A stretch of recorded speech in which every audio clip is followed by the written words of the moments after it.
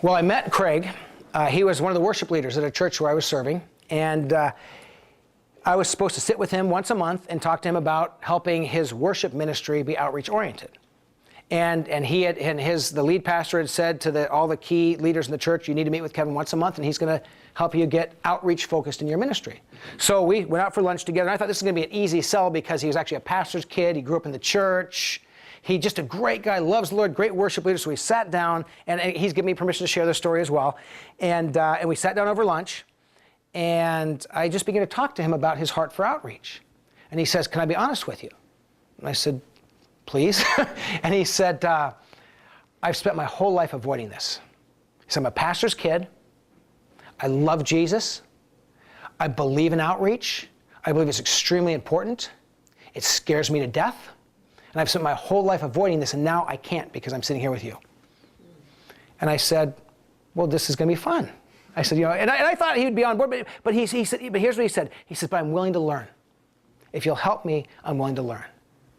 And I said, well, you lead worship.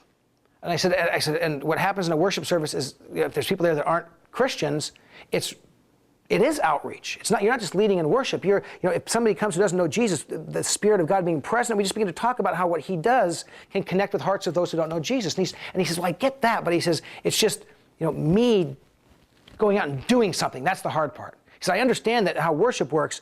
And I said, well, before the worship services, I noticed that most of your musicians are kind of back behind the stage area. They're not out with the congregation. And he was actually going to be going on a what's called a multi-site. This church was starting lots of congregations around the area, and he was going to be the worship leader at one of the new multi-sites in a place called Cedar Lake. And he said, in the Cedar Lake campus, we're in a school, we set up the chairs and everything, and there's no back room for the musicians to go hide in.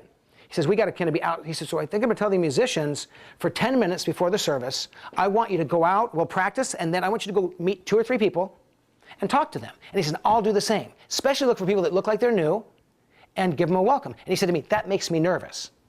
But he said, I'm going to do it too. So their very first Sunday, it was September 16th, a couple years ago, the first Sunday of their services, they went out there and he said, we're going to practice, and then you all have to go meet 2 or 3 people and welcome them and greet them. And then when you start leading worship, you're up on the stage, you're like, oh, that's the woman who just greeted me. That's the guy who's playing the keyboard. Yeah. And they'll feel connected with you up there leading. So I met with him after that, and he said, it was amazing. He said, everyone goes out to meet people. I'm looking at my clock. I'm meeting a couple people. I get up on the stage to lead. I have no worship team. They're all like hanging out and talking and laughing. And I'm going like, get up here. And he's like to drag them out of the congregation and make them come up. And he said, when that was all done, he said, when the morning was done and we talked afterwards, they all said, that was like the best Sunday of worship leading I've ever had. Because I wasn't off in some back room. I was out there talking with people. And then the people out in the congregation who are new, that aren't Christians, who are kind of, all of a sudden the drummer up there, that's the guy that was talking to me. And they look at that person as kind of, well, if I have a question for something, I can go to them because I already know them. And all these connections were built. And so here Craig is now, he's leading his team in the very thing that used to terrify him.